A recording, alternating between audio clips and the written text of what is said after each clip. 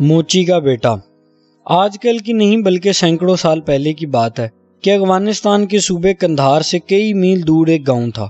گاؤں بہت خوشحال تھا اور لوگ بھی ایک دوسرے سے بہت محبت کرتے تھے، ایک دوسرے کا خیال رکھتے تھے، مصیبت کے وقت ایک دوسرے کی دل کھول کر مدد کرتے تھے۔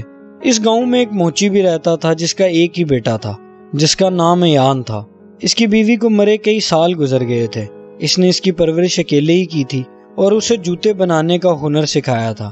وہ زیادہ پڑھ لکھ نہیں سکا تھا کیونکہ اس کے باپ کے پاس اتنا سرمایہ نہ تھا کہ وہ اپنے بیٹے کو بہترین تعلیم دلوانے کے لیے بغداد یا قاہرہ بھجوا سکتا۔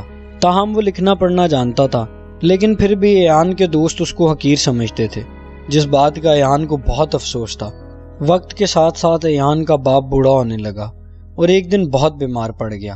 جب اسے احساس ہوا کہ اس کا آخری وقت قریب آ گیا تو اپنے بیٹے کو اپنے پاس بلا کر کہنے لگا، میرے پیارے بیٹے، میرے پاس ایک ہی ہنر ہے جو میں تمہیں وراثت میں دے سکتا تھا، جو میں نے تمہیں دے دیا ہے۔ مجھے افسوس ہے کہ میرے پاس تھوڑی بہت جمع پونجی کے علاوہ کچھ نہیں ہے، مگر میرے بیٹے، جب میرا آخری وقت قریب آ چکا ہے تو میں تمہیں ایک نصیحت کرنا چاہتا ہوں کہ تم کبھی اپنے آپ کو یا اپنے کسی ہنر کو حقیر مت سمجھنا۔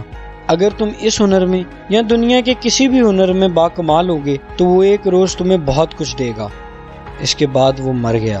ایان نے اپنے باپ کی نصیحت کو بڑی توجہ سے سنا، اور پھر جب اس کا باپ انتقال کر گیا تو اس نے اپنے باپ کی تھوڑی بہت جمع پونجی بیچی اور دارالحکومت آ گیا۔ یہاں اس نے بڑی بڑی عمارتیں دیکھیں، لوگوں کے رہنے سہنے کے طریقے دیکھے، جس پر وہ بہت حیران تھا۔ یہاں آ کر اس نے موچی کا کام شروع کر دیا۔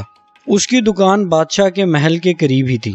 ایک دن اس نے لوگوں کو کہتے ہوئے سنا کہ شہزادی نے بہت عجیب و غریب شرط رکھ دی ہے، جو کوئی بھی اس کے پہلے سوال کا جواب ثبوت کے ساتھ دے گا اور پھر اس کے دوسرے سوال کا، جو ابھی تک کسی کو معلوم نہیں ہے کیا ہوگا، وہ بھی دے گا، تو شہزادی اس سے شادی کر لے گی۔ لیکن اگر وہ پہلے یا دوسرے سوال کا جواب نہ دے سکا تو سزا کے طور پر اس کے کانوں میں سیسا پگھلا کر ڈالا جائے گا، جس سے وہ شخص ہلاک ہو جائے گا۔ یہ سن کر اس کے دماغ میں خیال آیا کہ یہ کیسی احمقانہ اور ظالمانہ خواہش ہے، لیکن پھر اس نے اپنے دل میں ٹھان لیا کہ وہ شہزادی کے ان سوالوں کا جواب ضرور دے گا۔ ابھی وہ یہ سوچ ہی رہا تھا کہ ایک آدمی نے دوسرے آدمی سے سوال کیا کہ شہزادی کا پہلا سوال کیا ہے، جس پر وہ کہنے لگا، دوست، وہ کہتی ہے کہ بتاؤ وہ کون سی چیز ہے جو شہزادی کے لیے فائدہ مند بھی ہے اور حقیر بھی ہے۔ جس پر اس نے جواب میں کہا، اچھا، یہ تو واقعی بہت عجیب و غریب اور مشکل سوال ہے، بھلا ایسی کون سی چیز ہو سکتی ہے جو شہزادی کے لیے فائدہ مند بھی ہے اور حقیر بھی ہے۔ لوگ یہ باتیں کر کے ایان کی دکان سے چلے گئے۔ ایان کچھ دن اسی سوال کا جواب تلاش کرتا رہا۔ ایک دن اسے یہ جواب مل گیا اور وہ جواب دینے بادشاہ کے محل میں پہنچ گیا۔ جب وہ محل میں پہنچا تو وہاں تازہ ایک شہزادے کو ہلاک کیا گیا تھا، جس کی چیخیں اس نے بھی سنی تھیں۔ اس کے بعد دربان اسے شہزادی کے سامنے لے گئے۔ جب اس نے شہزادی کو دیکھا تو وہ حیران رہ گیا کیونکہ وہ بہت خوبصورت تھی۔ پھر اس نے شہزادی سے کہا کہ آپ کے اس سوال کا جواب جوتا ہے، جو آپ کے لیے فائدہ مند بھی ہے اور حقیر بھی۔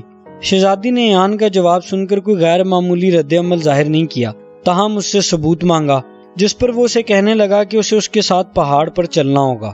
شہزادی اس کے ساتھ پہاڑ کی طرف چل پڑی۔ جب وہ دونوں پہاڑ کے قریب پہنچے تو ایان نے شہزادی سے سوال کیا، جوتا کیا ہے؟ وہ بولی، بے شک پاؤں کا جوتا حقیر چیز ہے۔ اس پر ایان بولا، تو شہزادی صاحبہ، ایک پل کے لیے اس حقیر چیز کو اپنے پاؤں سے علیحدہ کیجیے۔ شہزادی نے جیسے ہی جوتا اتارا اور اپنا پاؤں پہاڑ پر رکھا تو چیخ اٹھی۔ سخت گرمی اور دھوپ کی تپش کی وجہ سے پہاڑ جل رہا تھا۔ شہزادی کے نرم و ملائم پاؤں بھی جل اٹھے تو اس نے فوراً جوتا پہن لیا اور کہنے لگی، ہاں، تم نے ثابت کر دیا ہے کہ یہ چیز فائدہ مند بھی ہے اور حقیر بھی، مگر اب تمہیں میری دوسری فرمائش پوری کرنی ہوگی۔ تم کو میرے لیے 3 دن میں ایک ایسا جوتا بنانا ہوگا جو ٹھنڈا لگنے پر جم جائے اور گرمی لگنے پر پگھل جائے اور میرے پاؤں پر اس کا کوئی اثر نہ ہو۔ ایان نے شہزادی کا شکریہ ادا کیا اور واپس اپنی دکان پر آ گیا۔ چونکہ اسے اپنے ہنر پر کمال حاصل تھا، وہ ایک ہی روز میں ایسا جوتا بنانے میں کامیاب ہو گیا۔ اس نے وہ جوتا موم کا بنایا تھا، جو چھاؤں یا ٹھنڈک میں جم جاتا تھا اور دھوپ یا تپش لگنے پر پگھلنا شروع ہو جاتا تھا، لیکن اس سے انسانی جسم پر کوئی اثر نہیں ہوتا تھا۔ وہ مقررہ وقت سے پہلے ہی شہزادی کے پاس جوتا لے کر پہنچ گیا۔ بادشاہ یہ سب کچھ دیکھ کر بہت خوش ہوا کہ ملک کا اگلا حکمران ذہین اور محنتی شخص ہوگا، اور یوں اپنے ہنر کے کمال کی وجہ سے ایک موچی کا بیٹا بادشاہ بن گیا۔ اسی لیے کہتے ہیں کہ انسان جو بھی ہنر سیکھے اسے کمال کی حد تک سیکھے اور اس کی قدر کرے، کیونکہ ہنر واحد ایسی چیز ہے جو انسان کو زمین سے آسمان تک لے جاتی ہے۔